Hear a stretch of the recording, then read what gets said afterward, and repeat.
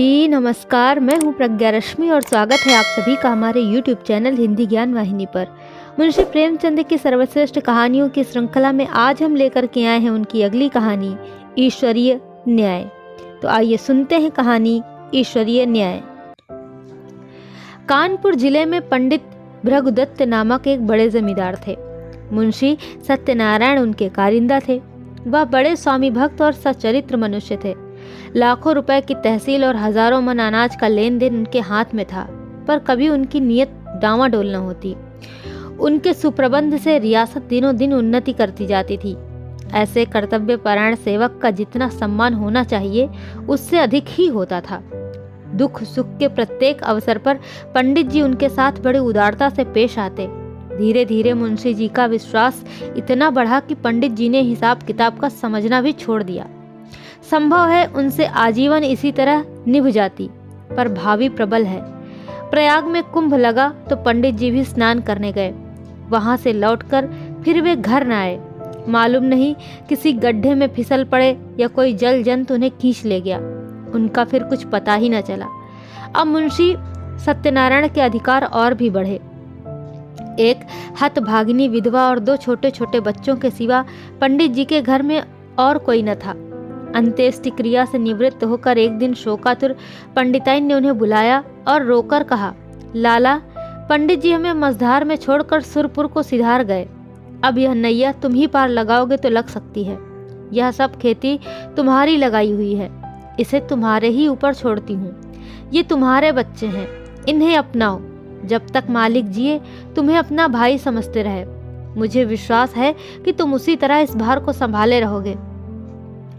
सत्यनारायण ने रोते हुए जवाब दिया, भाभी, भैया क्या उठ गए? मेरे तो भाग्य ही फूट गए, नहीं तो मुझे आदमी बना देते। मैं उन्हीं का नमक खाकर जिया हूँ और उन्हीं की चाकरी में मरूंगा भी। आप धीरज रखें, किसी प्रकार की चिंता ना करें। मैं जीते जी आपकी सेवा से मुंह न मोड़ूंगा। आप केवल इतना कीजिएगा कि मैं जिस किसी की शिकायत करूं उसे डांट दीजिएगा, नहीं तो ये लोग सिर चढ़ जाएंगे। इस घटना के बाद कई वर्षों तक मुंशी जी ने रियासत को संभाला। वह अपने काम में बड़े कुशल थे। कभी एक कौड़ी का भी बल नहीं पड़ा। सारे जिले में उनका सम्मान होने लगा। लोग पंडित जी को भूल सा गए। दरबारों और कमेटियों में वे सम्मिलित होते। जिले के अधिकारी उन्हीं को जमींदार समझते। अन्य रईसों में उनका आदर था, पर मान वृद्धि की महंगी वस्तु है और भान कुंवरी अन्य स्त्रियों के सदृश पैसे को खूब पकड़ती। वह मनुष्य की मनोवृत्तियों से परिचित न थी। पंडित जी हमेशा लाला जी को इनाम इकराम देते रहते थे। वे जानते थे कि ज्ञान के बाद ईमान का दूसरा स्तंभ अपनी सुदशा है। इसके सिवा वे खुद भी कभी कागजों की जांच कर लिया करते थे। नाम मात्र ही को सही, पर इस निगरानी का डर जरूर बना रहता था, क्योंकि ईमान का सबसे बड़ा शत्रु अवसर है। भान कुंवरी इन बातों को जानती न थी। अतएव अवसर तथा धनाभाव जैसे प्रबल शत्रुओं के पंजे में पड़कर मुंशी जी का ईमान कैसे बेदाग बचता। कानपुर शहर से मिला हुआ ठीक गंगा के किनारे एक बहुत आजाद और उपजाऊ गांव था। पंडित जी इस गांव को लेकर नदी किनारे पक्का घाट, मंदिर, बाग, मकान आदि बनवाना चाहते थे, पर उनकी यह कामना सफल न हो सकी। संयोग से अब यह गांव बिकने लगा। उनके जमींदार एक ठाकुर साहब थे। किसी फौजदारी के मामले में फंसे हुए थे। मुकदमा लड़ने के लिए रुपए की चाह थी। मुंशी जी ने कचहरी में यह समाचार सुना तो चटपट मोलतोल हुआ। दोनों तरफ गरज थी, इसलिए सौदा पटने में देर न लगी। बैनामा लिखा गया, रजिस्ट्री हुई। रुपए मौजूद न थे, पर शहर में साख थी। एक महाजन के यहाँ से 30,000 रुपए मंगवाए गए और ठाकुर साहब को नजर किए गए। हाँ, कामकाज की आसानी के ख्याल से यह सब लिखा पढ़ी मुंशी जी ने अपने ही नाम की, क्योंकि मालिक के लड़के अभी नाबालिग थे। उनके नाम से लेने में बहुत झंझट होती और विलंब होने से शिकार हाथ से निकल जाता। इसलिए मुंशी जी बैनामा लिए असीम आनंद में मग्न भानु कुंवर के पास आए। पर्दा कराया और यह शुभ समाचार सुनाया। भानु कुंवर ने सजल नेत्रों से उनको धन्यवाद दिया। पंडित जी के नाम पर मंदिर और घाट बनवाने का इरादा पक्का हो गया। मुंशी जी दूसरे ही दिन उस गांव में आए। आसामी नजराने लेकर नए स्वामी के स्वागत को हाजिर हुए। शहर के रईसों की दावत हुई। लोगों ने नावों पर बैठकर गंगा की खूब सैर की। मंदिर आदि बनवाने के लिए आबादी से हटकर रमणी का स्थान चुना गया। यद्यपि इस गांव को अपने नाम लेते समय मुंशी जी के मन में कपट का भाव न था, तथापि 2-4 दिन में ही उनका अंकुर जम गया और धीरे धीरे बढ़ने लगा। मुंशी जी इस गांव के आय व्यय का हिसाब अलग रखते और अपने स्वामिनों को उसका ब्यौरा समझाने की जरूरत न समझते। भानुकुंवर भी इन बातों में दखल देना उचित न समझती थी, पर दूसरे कारिंदों से बातें सुन सुनकर उसे शंका होती थी कि कहीं मुंशी जी दगा तो ना देंगे। अपने मन का भाव मुंशी से छिपाती थी इस ख्याल से कि कहीं कारिंदों ने उन्हें हानि पहुंचाने के लिए यह षड्यंत्र न रचा हो। इस तरह कई साल गुजर गए। अब उस कपट के अंकुर ने वृक्ष का रूप धारण किया। भानुकुंवरी को मुंशी जी के उस मार्ग के लक्षण दिखाई देने लगे। उधर मुंशी जी के मन ने कानून से नीति पर विजय पाई। उन्होंने अपने मन में फैसला किया कि गांव मेरा है। हाँ, मैं भानुकुंवरी का 30,000 का ऋणी अवश्य हूँ। वे बहुत करेंगी तो अपने रुपए ले लेंगी, और क्या कर सकती हैं। मगर दोनों तरफ यह आग अंदर ही अंदर सुलगती रही। मुंशी जी अस्त्र सज्जित होकर आक्रमण के इंतजार में थे और भानुकुंवरी इसके लिए अवसर ढूंढ रही थी। एक दिन उसने साहस करके मुंशी जी को अंदर बुलाया और कहा, लाला जी, बरगदा के मंदिर का काम कब से लगवाइएगा? उसे लिए 8 साल हो गए। अब काम लग जाए तो अच्छा हो। जिंदगी का फिर कौन ठिकाना है? जो काम करना है उसे कर ही डालना चाहिए। इस ढंग से इस विषय को उठाकर भानुकुंवरी ने अपनी चतुराई का अच्छा परिचय दिया। मुंशी जी भी दिल में इसके कायल हो गए। जरा सोचकर बोले, इरादा तो मेरा कई बार हुआ, पर मौके की जमीन नहीं मिलती। गंगा तट की जमीन असामियों के जोत में है और वे किसी तरह छोड़ने पर राजी ही नहीं। भानुकुंवरी ने कहा, यह बात तो मुझे आज मालूम हुई। 8 साल हुए इस गांव के विषय में आपने कभी भूलकर भी तो चर्चा नहीं की। मालूम नहीं कितनी तहसील है, क्या मुनाफा है, कैसा गांव है, कुछ सीर भी होती है या नहीं। जो कुछ करते हैं आप ही करते हैं और आप करेंगे, पर मुझे भी तो मालूम होना चाहिए। अब मुंशी जी संभल उठे। उन्हें मालूम हो गया कि इस चतुर स्त्री से बाजी ले जाना मुश्किल है। गांव लेना ही है तो अब क्या डर। खुलकर बोले, आपको इससे कोई सरोकार न था, इसलिए मैंने व्यर्थ कष्ट देना मुनासिब न समझा। भानुकुंवरी के हृदय में कुठार सा लगा। पर्दे से निकल आई और मुंशी जी की तरफ तेज आंखों से देखकर बोली, आप क्या कहते हैं? आपने गांव मेरे लिए लिया था या अपने लिए? रुपए मैंने दिए थे या आपने? उस पर जो खर्च पड़ा वह मेरा था या आपका? मेरी समझ में नहीं आता कि आप कैसी बातें करते हैं। मुंशी जी ने सावधानी से जवाब दिया, ये तो आप जानती हैं कि गांव हमारे नाम से बसा हुआ है। रुपया जरूर आपका लगा, पर मैं उसका देनदार हूँ। रहा तहसील वसूल का खर्च, ये सब मैंने अपने पास से दिया है। उसका हिसाब किताब आय व्यय सब रखता गया हूँ। भानुकुंवर ने क्रोध से कांपते हुए कहा, इस कपट का फल आपको अवश्य मिलेगा। आप इस निर्दयता से मेरे बच्चों का गला नहीं काट सकते।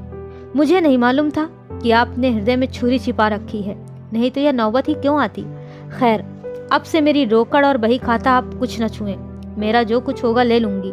जाइए, एकांत में बैठकर सोचिए। पाप से किसी का भला नहीं होता। तुम समझते होगे कि बालक अनाथ हैं, इनकी संपत्ति हजम कर लूंगा। इस भूल में मत रहना, मैं तुम्हारे घर की ईंट तक बिकवा लूंगी। यह कहकर भानुकुंवर फिर पर्दे की आड़ में आ बैठी और रोने लगी। स्त्रियां क्रोध के बाद किसी न किसी बहाने रोया करती हैं। लाला साहब को कोई जवाब न सूझा। यहाँ से उठाए और दफ्तर जाकर कागज उलट पलट करने लगे, पर भानुकुंवर भी उनके पीछे पीछे दफ्तर में पहुंची और डांट कर बोली, मेरा कोई कागज मत छूना, नहीं तो बुरा होगा। तुम विषैले सांप हो, मैं तुम्हारा मुंह नहीं देखना चाहती। मुंशी जी कागजों में कुछ काट छांट करना चाहते थे, पर विवश हो गए। खजाने की कुंजी निकाल कर फेंक दी, बही खाते पटक दिए, किवाड़ धड़ाके से बंद किया और हवा की तरह सन्न से निकल गए। कपट में हाथ तो डाला, पर कपट मंत्र न जाना। दूसरे कारिंदों ने यह कैफियत सुनी तो फूले न समाये। मुंशी जी के सामने उनकी दाल न गलने पाती। भानुकुंवर के पास आकर वे आग पर और तेल छिड़कने लगे। सब लोग इस विषय में सहमत थे कि मुंशी सत्यनारायण ने विश्वासघात किया है। मालिक का नमक उनकी हड्डियों से फूट फूट कर निकलेगा। दोनों ओर से मुकदमेबाजी की तैयारियां होने लगी। एक तरफ न्याय का शरीर था, दूसरी ओर न्याय की आत्मा।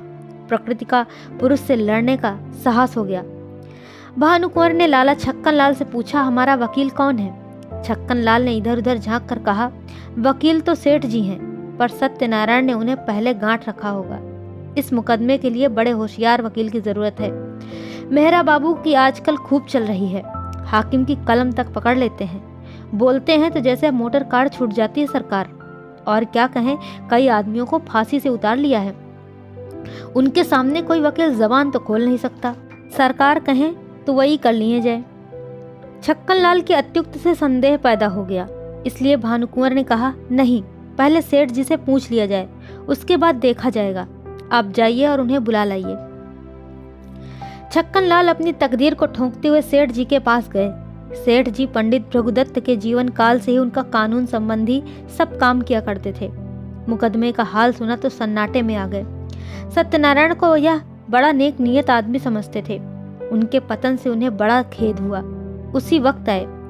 भानुकुंवर ने रो रो कर उनसे अपनी विपत्ति की कथा कही और अपने दोनों लड़कों को उनके सामने खड़ा करके बोली, अब आप ही इन अनाथों की रक्षा कीजिए, इन्हें मैं आपको सौंपती हूँ। सेठ जी ने समझौते की बात छेड़ी और बोले, आपस की लड़ाई अच्छी नहीं। भानुकुंवर ने कहा, अन्याय के साथ लड़ना ही अच्छा है। सेठ जी ने कहा, पर हमारा पक्ष तो निर्बल है। भानुकुंवर फिर पर्दे से निकल आई और विस्मित होकर बोली, क्या हमारा पक्ष निर्बल है?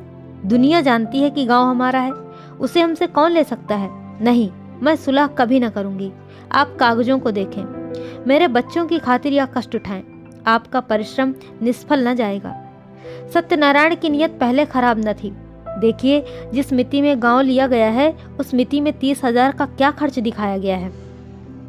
अगर उसने अपने नाम उधार लिखा हो तो देखिए वार्षिक सूद चुकाया गया या नहीं।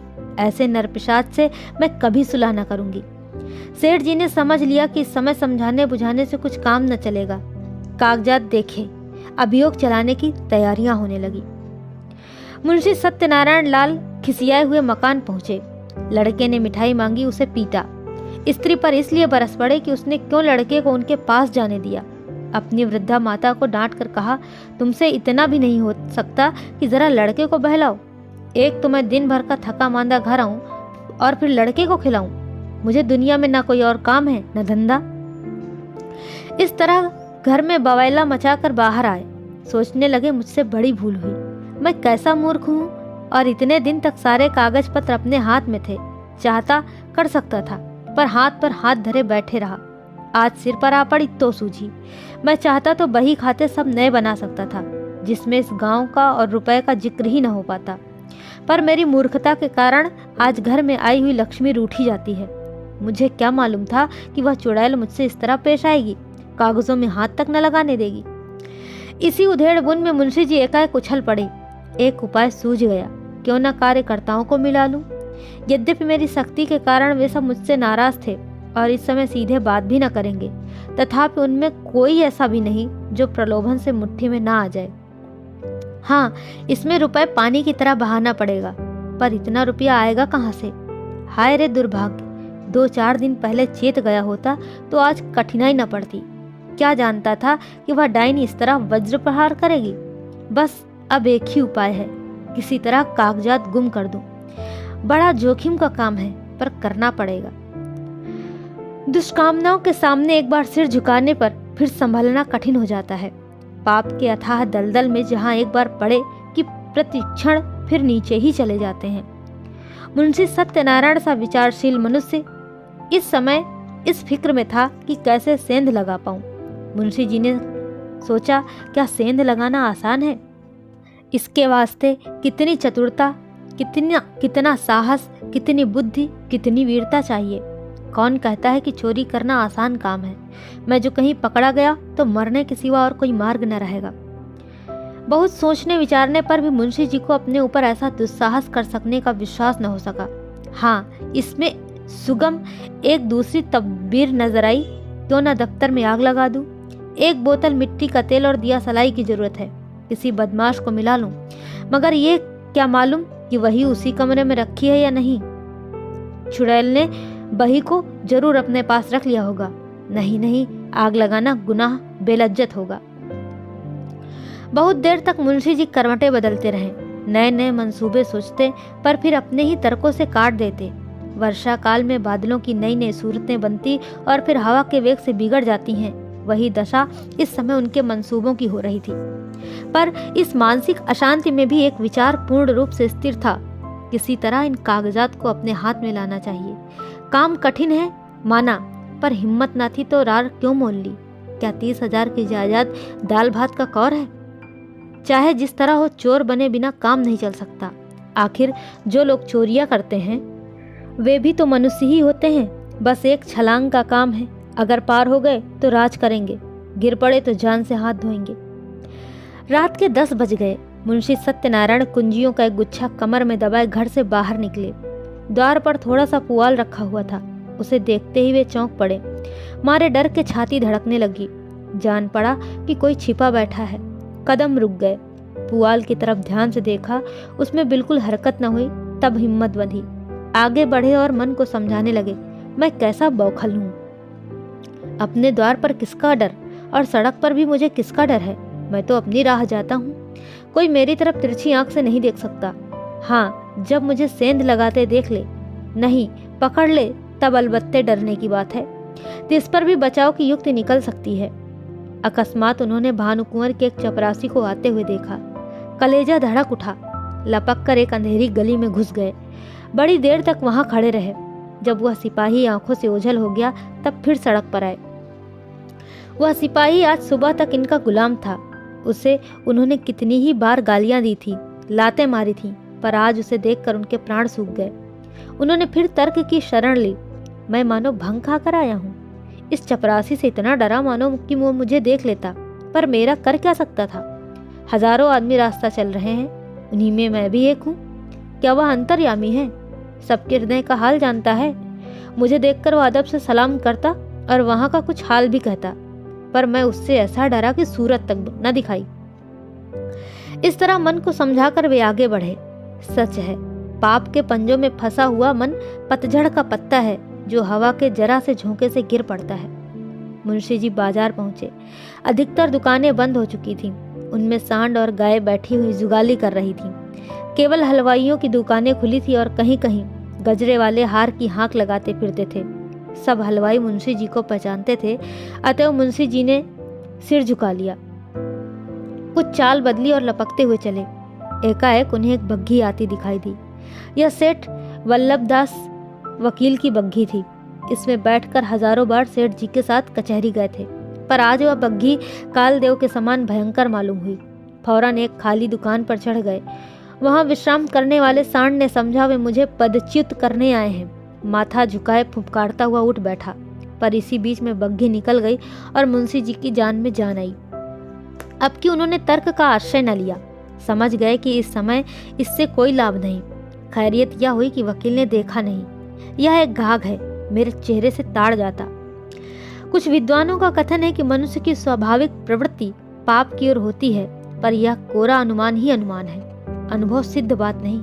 सच बात तो यह है कि मनुष्य स्वभावतः पाप भीरु होता है, और हम प्रत्यक्ष देख रहे हैं कि पाप से उसे कैसी घृणा होती है। एक फर्लांग आगे चलकर मुंशी जी को एक गली मिली। वह भानुकुंवर के घर का एक रास्ता था। धुंधली सी लालटेन जल रही थी, जैसा मुंशी जी ने अनुमान किया था। पहरेदार का पता न था। अस्तबल में चमारों के यहाँ नाच हो रहा था। कई चमारिनें बनाव सिंगार करके नाच रही थी। चमार मृदंग बजा बजा कर गाते थे। नाही घरे श्याम घेरी आए बदरा, सोत रहूं सपन एक देख्यूं रामा, खुल गई नींद डरक गए कजरा, नाही घरे घनश्याम घेरी आए बदरा। दोनों पहरेदार वही तमाशा देख रहे थे। मुंशी जी दबे पांव लालटेन के पास गए और जिस तरह बिल्ली चूहे पर झपटती है उसी तरह उन्होंने झपट कर लालटेन को बुझा दिया। एक पड़ाव पूरा हो गया, पर वे उस कार्य को जितना दुष्कर समझते थे उतना न जान पड़ा। हृदय कुछ मजबूत हुआ। दफ्तर के बरामदे में पहुंचे और खूब कान लगाकर आहट ली। चारों ओर सन्नाटा छाया हुआ था। केवल चमारों का कोलाहल सुनाई देता था। इस समय मुंशी जी के दिल में धड़कन थी, पर सिर धम धम कर रहा था। हाथ पांव कांप रहे थे। सांस बड़े वेग से चल रही थी। शरीर का एक एक रोम, आंख और कान बना हुआ था। वे सजीवता की मूर्ति हो रहे थे। उनमें जितना पौरुष, जितनी चपलता, जितना साहस, जितनी चेतना, जितनी बुद्धि और जितना साहस था, जितना आसान था, वे सब इस वक्त सजग और सचेत होकर इच्छा शक्ति की सहायता कर रहे थे। दफ्तर के दरवाजे पर वही पुराना ताला लगा हुआ था। इसकी कुंजी आज बहुत तलाश करके वे बाजार से लाए थे। ताला खुल गया। किवाड़ों ने बहुत दबी जबान से प्रतिरोध किया। इस पर किसी ने ध्यान न दिया। मुंशी जी दफ्तर में दाखिल हुए। भीतर चिराग जल रहा था। मुंशी जी को देखकर उसने एक दफे सिर हिलाया, मानो उन्हें भीतर आने से रोका। मुंशी जी के पैर थर थर कांप रहे थे। एड़ियां जमीन से उछली पड़ती थीं। पाप का बोझ उन्हें असहाय था। पल भर में मुंशी जी ने बहियों को उल्टा पलटा। लिखावट उनकी आंखों में तैर रही थी, पर इतना अवकाश कहाँ था कि जरूरी कागजात छांट लेते। उन्होंने सारी बहियों को समेटकर एक गट्ठर बनाया और सिर पर रखकर तीर के समान कमरे से बाहर निकल आए। उस पाप की गठरी को लादे हुए वह अंधेरी गली से गायब हो गए। तंग, अंधेरी, दुर्गंधपूर्ण कीचड़ से भरी हुई गलियों में वे नंगे पांव स्वार्थ, लोभ और कपट का बोझ लिए चले जाते थे, मानो पापमय आत्मा नरक की नालियों में बही चली जाती थी। बहुत दूर तक भटकने के बाद वे गंगा किनारे पहुंचे। जिस तरह कलुषित हृदयों में कहीं कहीं धर्म का धुंधला प्रकाश रहता है, उसी तरह नदी की काली सतह पर तारे झिलमिला रहे थे। तट पर कई साधु धूनी जमाए पड़े थे। ज्ञान की ज्वाला मन की जगह बाहर दहक रही थी। मुंशी जी ने अपना गट्ठर उतारा और चादर से खूब मजबूत बांधकर बलपूर्वक नदी में फेंक दिया। सोती हुई लहरों में कुछ हलचल हुई और फिर सन्नाटा हो गया। मुंशी सत्यनारायण के घर में 2 स्त्रियां थीं, माता और पत्नी। वे दोनों अशिक्षिता थीं। इस पर भी मुंशी जी को गंगा में डूब मरने या कहीं भाग जाने की जरूरत न होती थी। वे न ढंग से कपड़े पहनती थीं, न मोजे जूते, न हारमोनियम पर गा सकती थीं। यहाँ तक कि उन्हें साबुन लगाना भी ना आता था। हेयर प्रिंट, ब्रूचेज, जैकेट आदि परमावश्यक चीजों का तो नाम ही नहीं सुना था। बहू में आत्मसम्मान जरा भी नहीं था, न सास में आत्मगौरव का जोश। बहू अब तक सास की घुड़कियां भीगी बिल्ली की तरह सह लेती थी। हाँ मूर्खे, सास को बच्चे के नहलाने धुलाने, यहाँ तक कि घर में झाड़ू देने से भी घृणा न थी। हाँ ज्ञानांधे, बहू स्त्री क्या थी? मिट्टी का लोंदा थी। 1 पैसे की जरूरत होती तो सास से मांगती। सारांश यह कि दोनों स्त्रियां अपने अधिकारों से बेखबर अंधकार में पड़ी हुई पशुवत जीवन व्यतीत कर रही थीं। ऐसी फूहड़ थी कि रोटियां भी अपने हाथों से बना लेती थी। कंजूसी के मारे दाल मोट समोसे कभी बाजार से न मंगाती। आगरे वाले की दुकान की चीजें खाई होती तो उनका मजा जानती। बुढ़िया खूसट दवा दर्पण भी जानती थी। बैठी बैठी घास पात कूटा करती। मुंशी जी ने माँ के पास जाकर कहा, अम्मा अब क्या होगा? भानु कुंवरी ने तो मुझे जवाब दे दिया। माता ने घबराकर पूछा, जवाब दे दिया? मुंशी जी ने कहा, हाँ बिल्कुल बेकसूर। माता ने कहा, क्या बात हुई? भानु कुंवरी का मिजाज तो ऐसा न था। मुंशी जी ने कहा, बात कुछ न थी। मैंने अपने नाम से जो गांव लिया था उसे मैंने अपने अधिकार में कर लिया। कल मुझसे और उनसे साफ साफ बातें हुई। मैंने कह दिया कि गांव मेरा है, मैंने अपने नाम से लिया है, उसमें तुम्हारा कोई इजारा नहीं। बस बिगड़ गई, जो मुंह में आया बकती रही। उसी वक्त मुझे निकाल दिया और धमका कर कहा, मैं तुमसे लड़कर अपना गांव ले लूंगी। अब आज ही उनकी तरफ से मेरे ऊपर मुकदमा दायर होगा। मगर इससे होता क्या है? गांव मेरा है, उस पर मेरा कब्जा है। 1 नहीं 1000 मुकदमाएं चलाएं, डिग्री मेरी होगी। माता ने बहू की तरफ मर्मांतक दृष्टि से देखा और बोली, क्यों भैया, वह गांव लिया तो था तुमने उन्हीं के रुपए से और उन्हीं के वास्ते। मुंशी ने कहा, लिया था तब लिया था। अब मुझसे ऐसा आबाद और मालदार गांव नहीं छोड़ा जाता। वह मेरा कुछ नहीं कर सकती, मुझसे अपना रुपया भी नहीं ले सकती। 150 गांव तो हैं, तब भी हवस नहीं मानती। उनकी माता ने कहा, बेटा किसी के धन ज्यादा होता है तो वह उसे फेंक के थोड़ी ही देता है। तुमने अपनी नियत बिगाड़ी, ये अच्छा काम नहीं किया। दुनिया तुम्हें क्या कहेगी? और दुनिया चाहे कहे या ना कहे, तुमको भला ऐसा नहीं करना चाहिए कि जिसकी गोद में इतने दिन पले, जिसका इतने दिनों तक नमक खाया, अब उसी से दगा करो। नारायण ने तुम्हें क्या नहीं दिया? मजे से खाते हो, पहनते हो। घर में नारायण का दिया 4 पैसा है, बाल बच्चे हैं, और क्या चाहिए? मेरा कहना मानो, इस कलंक का टीका अपने माथे न लगाओ। यह अपजस मत लो। बरकत अपनी कमाई में होती है, हराम की कौड़ी भी नहीं कभी फलती। मुंशी जी ने कहा, ऐसी बातें बहुत सुन चुका हूँ। दुनिया उन पर चलने लगे तो सारे काम बंद हो जाएं। मैंने इतने दिनों इनकी सेवा की, मेरी ही बदौलत ऐसे 4-5 गांव बढ़ गए। जब तक पंडित जी थे मेरी नियत का मान था। मुझे आंख में धूल डालने की जरूरत न थी। वे आप ही मेरी खातिर कर दिया करते थे। उन्हें मरे 8 साल हो गए, मगर मुसम्मात के एक बीड़े पान की कसम खाता हूँ, मेरी जात से उनको हजारों रुपए मासिक की बचत होती थी। क्या उनको इतनी भी समझ ना थी कि यह बेचारा जो इतनी ईमानदारी से मेरा काम करता है, इस नफे में उसे भी कुछ मिलना चाहिए। ये कह कर ना दो, इनाम कह कर दो, किसी तरह दो तो। मगर वे तो समझती थी कि मैंने इसे 20 रुपए महीने पर मोल ले लिया है। मैंने 8 साल तक सब किया, अब क्या इसी 20 रुपए की मैं गुलामी करता रहूं और अपने बच्चों को दूसरों का मुंह ताकने के लिए छोड़ जाऊं? अब मुझे यह अवसर मिला है, इसे क्यों छोड़ूं? जमींदारी की लालसा लिए हुए क्यों मरूं? जब तक जीऊंगा खुद खाऊंगा, मेरे पीछे मेरे बच्चे चैन उड़ाएंगे। माता की आंखों में आंसू भर आए। बोली, बेटा, मैंने तुम्हारे मुंह से ऐसी बातें कभी नहीं सुनी थी। तुम्हें क्या हो गया है? तुम्हारे आगे बाल बच्चे हैं, आग में हाथ मत डालो।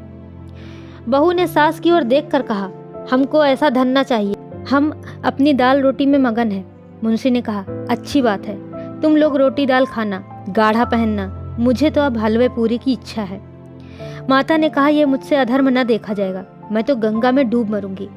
पत्नी ने कहा, तुम्हें यह सब कांटा बोना है तो मुझे मायके पहुंचा दो, मैं अपने बच्चों को लेकर इस घर में ना रहूंगी। मुंशी ने झुंझला कर कहा, तुम लोगों की बुद्धि तो भांग खा गई है। लाखों सरकारी नौकर रात दिन दूसरों का गला दबा दबा कर रिश्वतें लेते हैं और चैन करते हैं। न उनके बाल बच्चों को ही कुछ होता है और न उन्हीं को हैजा पकड़ता है।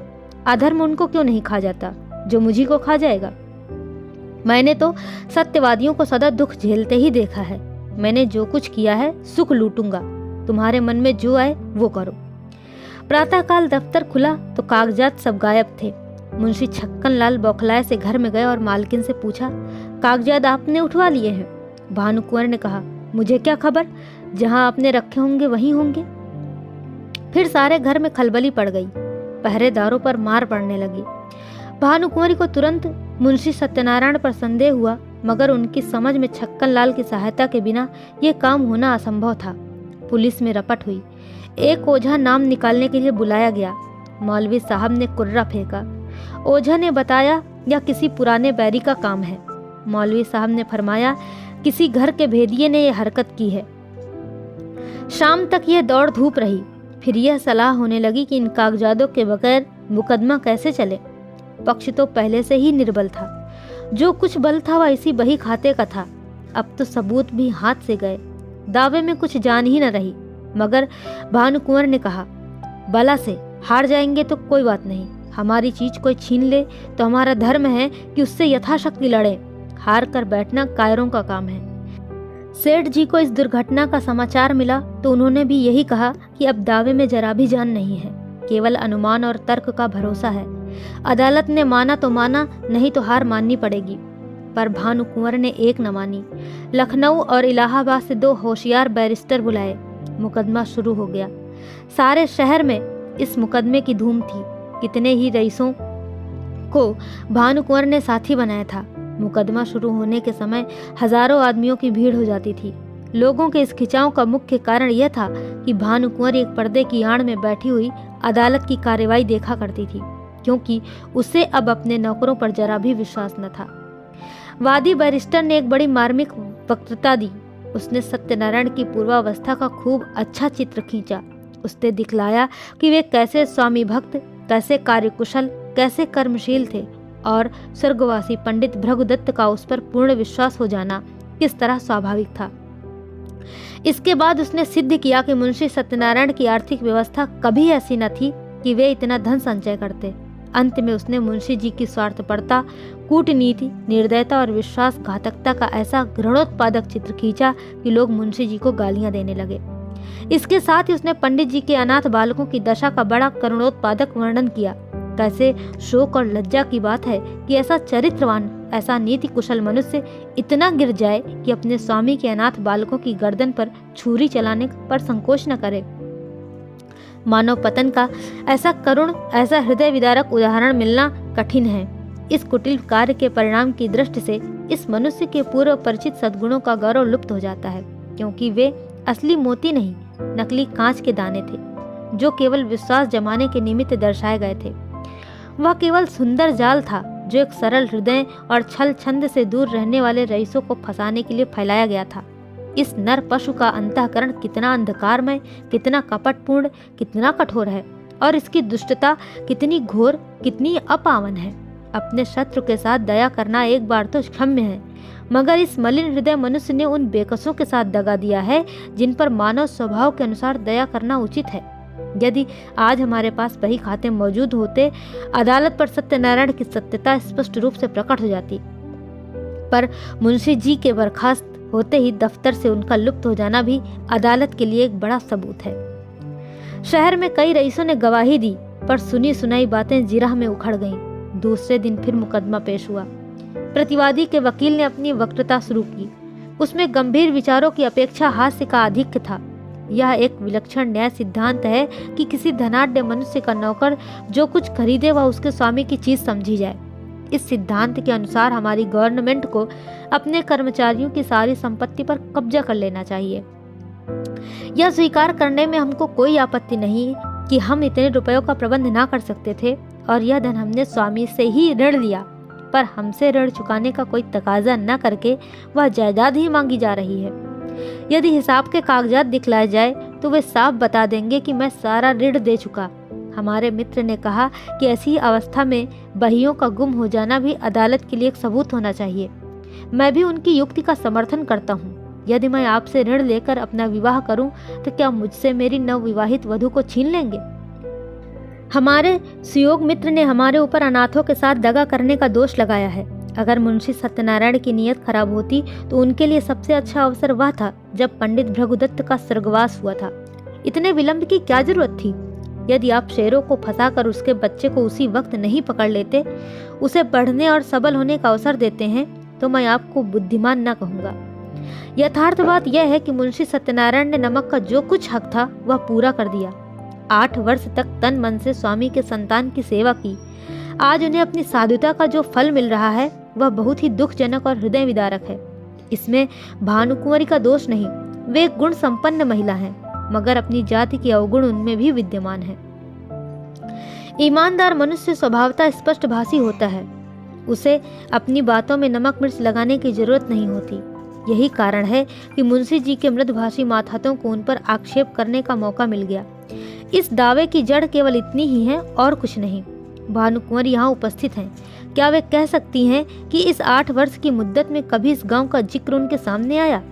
कभी उसके हानि लाभ, आय व्यय, लेन देन की चर्चा उनसे की गई? मान लीजिए कि मैं गवर्नमेंट का मुलाजिम हूँ।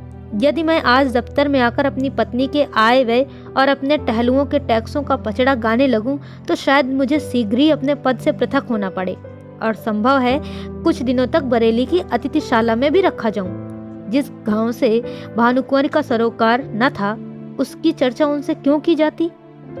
इसके बाद बहुत से गवाह पेश हुए, जिनमें अधिकांश आसपास के देहातों के जमींदार थे। उन्होंने बयान किया कि हमने मुंशी सत्यनारायण के असामियों को अपनी दस्तखती रसीदें और अपने नाम से खजाने में रुपया दाखिल करते देखा है। इतने में संध्या हो गई। अदालत ने 1 सप्ताह में फैसला सुनाने का हुक्म दिया। सत्यनारायण को अब अपनी जीत में कोई संदेह न था। वादी पक्ष के गवाह भी उखड़ गए थे और बहस भी सबूत से खाली थी। अब इनकी गिनती भी जमींदारों में होगी और संभव है यह कुछ दिनों में रईस कहलाने लगेंगे। पर किसी न किसी कारण से अब शहर के गणमान्य पुरुषों से आंखें मिलाते शर्माते थे। उन्हें देखते ही उनका सिर नीचा हो जाता था। वह मन में डरते थे कि वे लोग कहीं इस विषय पर कुछ पूछताछ न कर बैठे। वह बाजार में निकलते तो दुकानदारों में कानाफूसी होने लगती और लोग उन्हें तिरछी दृष्टि से देखने लगते। अब तक लोग उन्हें विवेकशील और सच्चरित्र मनुष्य समझते। शहर के धनी मानी उन्हें इज्जत की निगाह से देखते और उनका बड़ा आदर करते थे। यद्यपि मुंशी जी को अब तक इनसे टेढ़ी तिरछी सुनने का संयोग न पड़ा था, तथापि उनका मन कहता था कि सच्ची बात किसी से छिपी नहीं है। चाहे अदालत से उनकी जीत हो जाए, पर उनकी साख अब जाती रही। अब उन्हें लोग स्वार्थी, कपटी और दगाबाज समझेंगे। दूसरों की बात तो अलग रही, स्वयं उनके घरवाले उनकी उपेक्षा करते थे। बूढ़ी माता ने 3 दिन से मुंह में पानी नहीं डाला। स्त्री बार बार हाथ जोड़कर कहती थी, अपने प्यारे बालकों पर दया करो। बुरे काम का फल कभी अच्छा नहीं होता, नहीं तो पहले मुझी को विष खिला दो। जिस दिन फैसला सुनाया जाने वाला था, प्रातःकाल एक कुंजड़िन तरकारियां लेकर आई और मुंशियाइन से बोली, बहू जी, हमने बाजार में एक बात सुनी है। बुरा ना मानो तो कहूँ, जिसको देखो उसके मुंह से यही बात निकलती है कि लाला बाबू ने जालसाजी से पंडिताइन का कोई हल्का ले लिया। हमें तो इस पर यकीन नहीं आता। लाला बाबू ने ना संभाला होता तो अब तक पंडिताइन का कहीं पता न लगता, एक अंगुल जमीन न बचती। इन्हीं में एक सरदार था कि सबको संभाल लिया, तो क्या अब उन्हीं के साथ बदी करेंगे? अरे बहू, कोई कुछ साथ लाया है कि ले जाएगा? यही नेक बदी रह जाती है। बुरे का फल बुरा होता है। आदमी न देखे पर अल्लाह सब कुछ देखता है। बहू जी पर मानो घड़ों पानी पड़ गया। जी चाहता था कि धरती फट जाती और उसमें समा जाती। स्त्रियां स्वभावतः लज्जावती होती हैं। उनमें आत्माभिमान की मात्रा अधिक होती है। निंदा अपमान उनसे सहन नहीं हो सकता। सिर झुकाए हुए बोली, बुआ, मैं इन बातों को क्या जानूं? मैंने तो आज ही तुम्हारे मुंह से सुनी है। कौन सी तरकारियां हैं? मुंशी सत्यनारायण अपने कमरे में लेटे हुए कुंजड़िन की बातें सुन रहे थे। उसके चले जाने के बाद आकर स्त्री से पूछने लगे, यह शैतान की खाला क्या कह रही थी? स्त्री ने पति की ओर से मुंह फेर लिया और जमीन की ओर ताकते हुए बोली, क्या तुमने नहीं सुना? तुम्हारा गुणगान कर रही थी। तुम्हारे पीछे देखो, किस किस के मुंह से ये बातें सुननी पड़ती हैं और किस किस से मुंह छिपाना पड़ता है। मुंशी जी अपने कमरे में लौट आए। स्त्री को कुछ उत्तर नहीं दिया। आत्मा लज्जा से परास्त हो गई। जो मनुष्य सदैव सर्व सम्मानित रहा हो, जो सदा आत्माभिमान से सिर उठाकर चलता रहा हो, जिसकी सुकृति की सारे शहर में चर्चा होती हो, वह कभी सर्वथा लज्जा शून्य नहीं हो सकता। लज्जा कुपथ की सबसे बड़ी शत्रु है। कुवासनाओं के भ्रम में पड़कर मुंशी जी ने समझा था, मैं इस काम को ऐसी गुप्त रीति से पूरा कर ले जाऊंगा कि किसी को कानों कान खबर न होगी। पर उनका यह मनोरथ सिद्ध न हुआ। बाधाएं आ खड़ी हुईं। उनके हटाने में उन्हें बड़े दुस्साहस से काम लेना पड़ा, पर यह भी उन्होंने लज्जा से बचने के निमित्त किया, जिसमें यह कोई न कहे कि अपनी स्वामिनी को धोखा दिया। इतना यत्न करने पर भी निंदा से ना बच सके। बाजार का सौदा बेचने वालियां भी अब अपमान करती हैं। कुवासनाओं से दबी हुई लज्जा शक्ति इस कड़ी चोट को सहन न कर सकी। मुंशी जी सोचने लगे, अब मुझे धन संपत्ति मिल जाएगी, ऐश्वर्यवान हो जाऊंगा, परंतु निंदा से मेरा पीछा न छूटेगा। अदालत का फैसला मुझे लोक निंदा से ना बचा सकेगा। ऐश्वर्य का फल क्या है? मान और मर्यादा। उससे हाथ धो बैठता तो ऐश्वर्य को लेकर क्या करूंगा?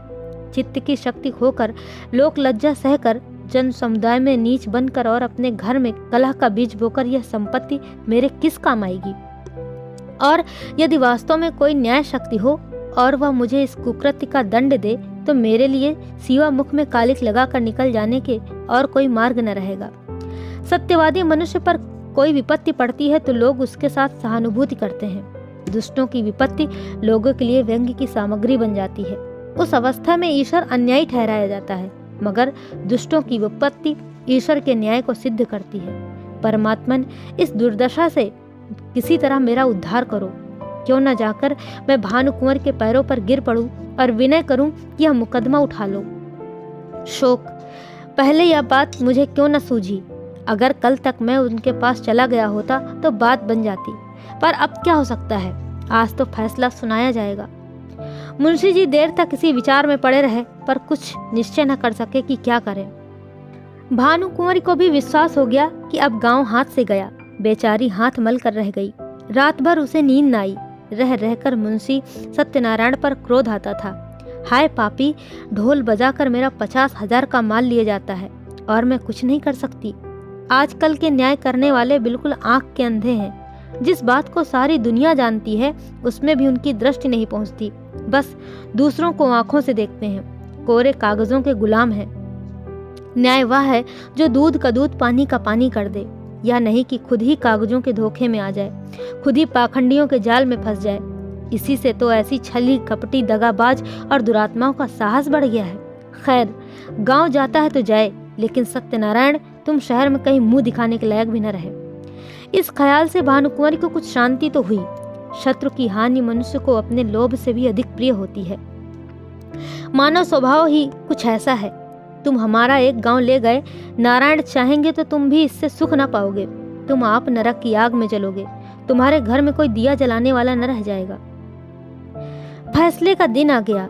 आज इजलास में बड़ी भीड़ थी। ऐसे ऐसे महानुभाव उपस्थित थे जो बगुलों की तरह अफसरों की बधाई और विदाई के अवसरों में ही नजर आया करते हैं। वकीलों और मुख्तारों की पलटन भी जमा थी। नियत समय पर जज साहब ने इजलास सुशोभित किया। विस्तृत न्याय भवन में सन्नाटा छा गया। अहलमद ने संदूक से तजवीज निकाली। लोग उत्सुक होकर एक एक कदम और आगे खिसक गए। जज ने फैसला सुनाया। मुद्दई का दावा खारिज। दोनों पक्ष अपना अपना खर्च सह लें। यद्यपि फैसला लोगों के अनुमान के अनुसार ही था, तथापि जज के मुंह से उसे सुनकर लोगों में हलचल सी मच गई। उदासीन भाव से फैसले पर आलोचनाएं करते हुए लोग धीरे धीरे कमरे से निकलने लगे। एकाएक भानुकुंवरी घूंघट निकाले इजलास पर आकर खड़ी हो गई। जाने वाले लौट पड़े। जो बाहर निकल गए थे दौड़कर आ गए और कुतूहल पूर्वक भानुकुंवर की तरफ ताकने लगे। भानुकुंवर ने कंपित स्वर में जज से कहा, सरकार यदि हुक्म दे तो मैं मुंशी जी से कुछ पूछूं। यद्यपि यह बात नियम के विरुद्ध थी, तथापि जज ने दयापूर्वक आज्ञा दे दी। तब भानुकुंवर ने सत्यनारायण की तरफ देखकर कहा, लाला जी, सरकार ने तुम्हारी डिग्री तो कर ही दी। गांव तुम्हें मुबारक रहे, मगर ईमान आदमी का सब कुछ है। ईमान से कह दो गांव किसका है? हजारों आदमी यह प्रश्न सुनकर कौतूहल से सत्यनारायण की तरफ देखने लगे। मुंशी जी विचार सागर में डूब गए। हृदय में संकल्प और विकल्प में घोर संग्राम होने लगा। हजारों मनुष्यों की आंखें उनकी तरफ जमी हुई थीं। यथार्थ बात अब किसी से छिपी न थी। इतने आदमियों के सामने असत्य बात मुंह से निकल न सकी। लज्जा से जबान बंद कर ली। मेरा कहने में काम बनता था, कोई बात न थी, किंतु घोरतम पाप का दंड समाज दे सकता है, उसके मिलने का पूरा भय था। आपका कहने से काम बिगड़ता था। जीती जिताई बाजी हाथ से निकली जाती थी। सर्वोत्कृष्ट काम के लिए समाज से जो इनाम मिल सकता है, उसके मिलने की पूरी आशा थी। आशा ने भय को जीत लिया। उन्हें ऐसा प्रतीत हुआ जैसे ईश्वर ने मुझे अपना मुख उज्ज्वल करने का यह अंतिम अवसर दिया है। मैं अब भी मानव सम्मान का पात्र बन सकता हूँ। अब अपनी आत्मा की रक्षा कर सकता हूँ। उन्होंने आगे बढ़कर भानुकुंवरी को प्रणाम किया और कांपते हुए स्वर से बोले, आपका। हजारों मनुष्यों के मुंह से एक गगन स्पर्शी ध्वनि निकली, सत्य की जय। जज ने खड़े होकर कहा, यह कानून का न्याय नहीं, ईश्वरीय न्याय है। इसे कथा न समझिएगा, ये सच्ची घटना है। भानुकुंवरी और सत्यनारायण अब भी जीवित हैं। मुंशी जी के इस नैतिक साहस पर लोग मुराद हो गए, मुग्ध हो गए। मानवीय न्याय पर ईश्वरीय न्याय ने जो विलक्षण विजय पाई, उसकी चर्चा शहर भर में महीनों रही। भानुकुंवरी मुंशी जी के घर गईं, उन्हें मना कर लाईं। फिर अपना सारा कारोबार उन्हें सौंपा और कुछ दिनों के उपरांत यह गांव उन्हीं के नाम हिब्बा कर दिया। मुंशी जी ने भी उसे अपने अधिकार में रखना उचित न समझा। और यह न्याय की कहानी यहीं पर समाप्त होती है। आशा करते हैं आपको जरूर अच्छी लगी होगी। ऐसी ही बेहतरीन कहानियों को सुनने के लिए आप हमारे चैनल हिंदी ज्ञान वाहिनी के साथ जुड़े रहिए। अभी तक आपने हमारे चैनल को सब्सक्राइब नहीं किया है तो कृपया हमारे चैनल को लाइक, शेयर और सब्सक्राइब जरूर कर लें। बेल आइकन को प्रेस करना बिल्कुल ना भूलें, जिससे कि आपको आने वाली बेहतरीन कहानियाँ समय पर और सबसे पहले मिल सकें। बहुत बहुत धन्यवाद। नमस्कार।